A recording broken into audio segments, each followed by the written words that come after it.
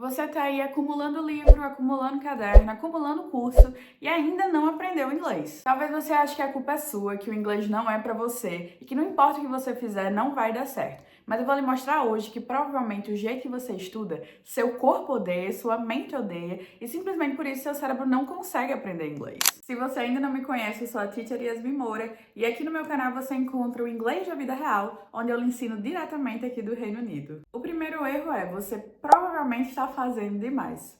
Muita gente acha que para aprender inglês você precisa de uma rotina maluca de estudar aí, tipo, 2 horas por dia. Na primeira semana isso pode até funcionar e é até gostoso, porque você está com muito gás e você está vendo várias coisas, então realmente vai ser legal. Na segunda semana você já não tem tanta empolgação assim e na terceira semana já deu, né? Você não vai mais realmente ficar nessa rotina de estudar 2 horas por dia. Isso é inviável. O que você deveria estar fazendo é estudar de 15 a 30 minutos todos os dias. Claro que se você puder estudar um pouco mais em alguns dias, tudo bem, porque vai ser muito bom para você e pode dar uma compensada pelos outros dias que você não conseguiu estudar tanto assim. Mas não é legal também, nem saudável, ficar com isso na cabeça de compensar por outros dias, porque cada dia é um dia. E você tem que pensar que você vai ter o inglês com você para sempre. Então, assim, se você estuda menos um dia, não tem problema, porque você vai continuar estudando em todos os outros. Sessões diárias de 15, 20, 30 minutos são muito melhor para poder caber dentro da sua rotina e, além disso, vão lhe dar uma sensação de recompensa muito maior,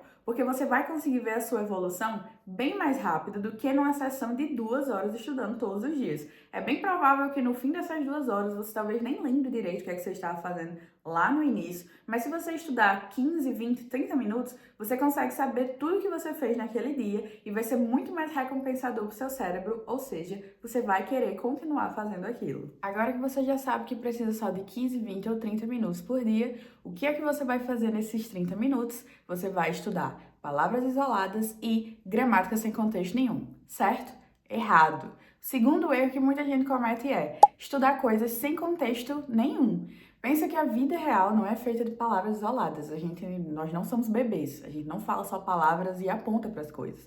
Você precisa estar pensando num grande contexto comunicativo. Ok, mas na prática o que isso significa? Tenta pensar que se você já estudou inglês antes e falhou, é porque você pegava as coisas e você não sabia por que você estava estudando aquilo. Por que eu estou aprendendo o simple present? Por que eu estou aprendendo o passado? Tipo assim, como eu vou aplicar isso daqui? Você precisa pensar em grandes situações. Por exemplo, ao invés de você pegar a lista de cores e aprender todas as cores em inglês, tenta pegar uma situação como falar sobre os seus gostos e desgostos, e dentro desse contexto você provavelmente vai falar sobre a sua cor favorita. E aí você vai estar tendo um motivo para estar aprendendo as cores. E não simplesmente saber as cores, mas não saber como você aplicaria isso na vida real. Quando eu tenho alunos que vão viajar, por exemplo, e eles não têm muito inglês, a gente não tem como ficar focando em regras e decorando lista de vocabulários. Eu trago contextos comunicativos para eles. Então, como eles conseguiriam falar frases no aeroporto, frases-chave que eles conseguem usar em restaurantes, hotéis, etc. E assim a gente vai criando ali um repertório que eles conseguem adaptar para cada situação. E é isso que você precisa ter, um grande repertório. Pense que não adianta você estudar como fazer um pedido em uma sorveteria e aí você chega numa cafeteria e você não sabe fazer o pedido, porque você só aprendeu na sorveteria. Então você precisa aprender como fazer pedidos, como se apresentar, como fazer perguntas e por aí vai. Pense em contextos comunicativos, não pense em listas isoladas de vocabulário e nem de gramática sem contexto nenhum. Você precisa falar inglês, e eu digo inglês da vida real, não só aquele inglês que a gente escuta em músicas ou em filmes. Vou explicar. Provavelmente você não tem com quem praticar, ok? Essa é a grande realidade de nós brasileiros. Eu não tive por muito tempo. Antes de entrar na faculdade, eu não tinha com quem conversar inglês porque não era algo da minha realidade. Eu morava numa cidade pequena, no Nordeste, no interior. Então, assim, já era uma grande coisa eu poder estar ali praticando no computador e tudo mais. E o que é que eu fazia? Como eu não tinha com quem praticar, eu só tinha vídeos de One Direction, que é uma banda que eu gosto muito, e um sonho, ficar fluente. Mesmo sem saber, naquela época eu estava praticando shadowing, que significa sombrear, é algo como você ficar na sombra de alguém. O que eu fazia? Eu pegava vídeos dessa banda que eu gosto, e aí enquanto eles estavam falando, eu ia repetindo o que eles estavam falando, porque eu queria muito aprender inglês para entender o que eles estavam falando e tudo mais. E isso ajudou muito na minha pronúncia. É tanto que antes mesmo de entrar na faculdade de letras, eu já sabia falar inglês. Porque eu conseguia ficar repetindo, não só com vídeos dessa banda que eu gostava. Eu pegava youtubers gringos que eu gostava também, ficava repetindo o que eles estavam falando. E, novamente, eu não tinha ninguém com quem praticar. E eu nunca fiz cursinho, porque na época eu não tinha grana pra isso. Mas eu queria muito falar inglês. E foi dessa forma que eu consegui. Então, se você não tem ninguém com quem praticar, esse é o meu conselho. Pega mídias que você já conhece, então um filme que você já conhece bem em português, ou então uma série, ou um vídeo, enfim, que você já tem ali, você já saiba a história, então entender o vídeo em si não vai ser um problema, você vai estar focando mais nas palavras e fazer com que o que você está ouvindo e o que você está lendo ali nas legendas façam sentido, né? Que você consiga conectar os sons. Escolheu a mídia? Ok. Agora o que é que você vai fazer? Você vai repetir junto com os personagens. Não é assim, ouvir e repetir. Você vai tentar falar na mesma hora que eles estiverem falando. Enquanto eles estão falando, você vai tentar repetir junto com eles. É por isso que o nome da prática é shadowing, que você vai se tornar... Por que que isso funciona, né? Por que que deu certo comigo e provavelmente vai dar certo com você também? Uma das coisas que eu mais fui elogiada na minha vida inteira foi a minha pronúncia do inglês. E uma vez, inclusive, eu passei por um constrangimento que eu fui fazer uma entrevista de emprego e eu dei uma aula lá em inglês e o cara da banca cismou comigo dizendo que eu não tinha me formado na faculdade que eu me formei, porque ele disse que quem se formou naquela faculdade não falava inglês direito, que era uma faculdade do interior e tudo mais, e eu fiquei tipo assim, eu me formei lá e eu falo muito bem. Na época não tinha grana para viagem internacional, nunca tinha feito intercâmbio, nada. Então assim, foi realmente só com a prática do shadowing e óbvio depois com a prática na faculdade que eu consegui ter a pronúncia que hoje é tão elogiada. O nosso cérebro, ele procura no português uma ajuda para poder ali fazer sentido nos sons que você está ouvindo. É por isso que às vezes você pode abrir a boca e a pessoa já sabe logo que você é brasileiro, porque existem coisas que só nós brasileiros fazemos por conta da interferência do português. Quando você faz o shadowing, você não dá tempo da sua cabeça procurar o português. Você já vai direto falando. Então, seu corpo vai internalizando aquilo e pronúncia, gente, é prática. Então, quanto mais você pratica, melhor a sua pronúncia fica. Quanto a isso, eu posso lhe ajudar. Eu tenho o meu curso de pronúncia, que é o Pronunciation Lab, que são aulas curtas, ainda é um curso em andamento, até agora nós temos 2 módulos, mas os próximos módulos já estão sendo preparados para ser adicionados, e é um curso focado em melhorar a pronúncia dos brasileiros. Não é um curso para você aprender inglês, é para você melhorar a sua pronúncia. Ou seja, lá eu vou lhe mostrar exatamente como o português interfere no seu inglês, o que você precisa fazer para ter essa autoconsciência e poder melhorar esses aspectos específicos que nós brasileiros temos na nossa pronúncia, e também vou lhe ensinar sons, conexões, reduções. Por que às vezes você escuta e não entende o que eles falou? Porque na legenda tá uma coisa, mas eles estão falando outra. Coisas que a gente tem no português que não tem no inglês, e por isso a gente fica levando. Enfim, é um curso para você melhorar a sua pronúncia realmente. Todo mundo aqui do YouTube tem 10% de desconto, você só precisa colocar YouTube 10. Aqui no link da descrição também vou estar deixando a primeira aula, se você quiser assistir, e ver se o curso é para você. E não esquece de clicar no link que tá aqui para poder comprar o curso com desconto, ou é só aplicar o cupom YouTube 10. Você precisa se expor ao idioma.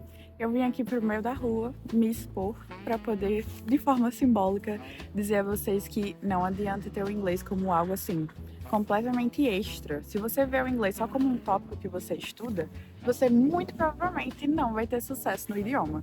E por que isso acontece? Porque a gente precisa ter o inglês como algo real da nossa vida. Pensa que no português você faz tudo na língua. Então você fala na língua, você assiste coisas, você estuda, você lê, você ouve música. Por que o inglês seria diferente? Se você também está aprendendo um idioma. Gente, tá menos 6 graus, então assim, tá complexo. Eu vou até me aproveitar da situação para pedir que se você chegou até aqui no vídeo e se você já sente que o conteúdo lhe ajudou de alguma forma, curte, dá um hype, se inscreve e me diz o que mais você gostaria que eu trouxesse sobre aqui o inglês da vida real, aqui no meio da rua, aqui na Escócia, passando esse frio todo. Esteja cercado do inglês. Comece a ouvir podcasts, assista coisas que você já tinha conhecimento em português e inglês agora, porque você não vai ter problema com a história em si. A questão vai ser você realmente entender as palavras, fazer os sons fazerem sentido e tudo mais. Tenha o inglês como algo na sua vida realmente. Tenha prazer com a língua.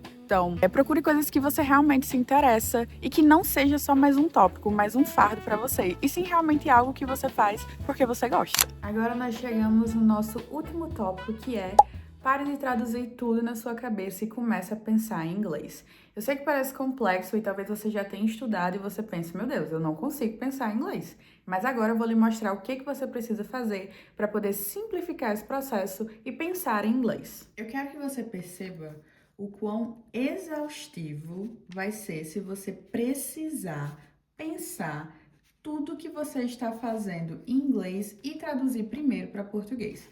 Por exemplo, quando você vê a palavra flower, que significa flor, eu não quero que você pense primeiro em flor, na palavra flor, e depois você pense que isso é uma flor. A gente precisa cortar esse caminho, parar com isso aqui e ir direto disso para isso daqui. Você precisa levar o seu cérebro a ver e, consequentemente, já fazer com que aquilo seja pensado em inglês. O melhor caminho que eu conheço e eu uso com os meus alunos é o uso de flashcards para eles conseguirem ter um feedback automático, ou seja, você nem precisa fazer flashcards só com palavras. Você pode colocar só para ouvir a pronúncia e uma imagem. Você não precisa estar vendo a tradução. Pensa comigo. Se você já está vendo aqui no livro de inglês, e aí você está vendo aqui o sol, certo? Você já sabe que isso daqui é o sol. Está escrito sun aqui em cima, porque a gente já sabe que sun é o sol em inglês. Para que você precisa ver aqui embaixo a palavra sol? Você não precisa disso tudo. Você só precisa da palavra em inglês e da imagem. Você precisa criar uma biblioteca para você, uma biblioteca pessoal que você possa ter recursos imagéticos para você aprender o vocabulário. Flashcards são a melhor forma de fazer isso. A partir do momento que você vê lá e você vê a imagem, você consegue acertar, você recebe um feedback automático, isso libera dopamina, sua cabeça ama isso e você consegue aprender muito mais. E mesmo que você veja e erre, ao receber o feedback automático, o seu cérebro entende que naquele momento ele não conseguiu, mas ele fica mais motivado a querer fazer com que você acerte do que se você ficasse fazendo uma lista de palavras e depois fosse ver a tradução e visse que errou. Outro recurso que eu também gosto bastante são histórias infantis, porque na maioria das vezes as palavras são simples e eles têm muitos recursos de imagem, e assim você consegue fazer associações de histórias que talvez você já conheça, e é bem melhor do que ficar traduzindo palavra por palavra. Com isso a gente chega ao fim do vídeo de hoje. Eu espero que o que eu trouxe aqui para você possa lhe ajudar a criar uma rotina mais realista e mais recompensadora de estudos de inglês. Novamente, se esse vídeo ajudou você de alguma forma, eu peço que você curta, se inscreva no canal, dê aqui um like para que outras pessoas possam ver esses vídeos também. E se você gostou do meu trabalho, tem outras formas de você estudar comigo. Eu tenho turmas e também dou aulas individuais. Vou estar deixando aqui meu Instagram para que a gente possa conversar se você tivesse interesse. E também tem o meu curso de pronúncia. Não esqueça que se você é inscrito aqui no YouTube, você tem 10% de desconto. E aqui na descrição eu deixo o link da primeira aula para você assistir e ver se o curso faz sentido para você. That's everything for today. And I hope to see you on our next video where I will show you more of the real life English. Bye bye.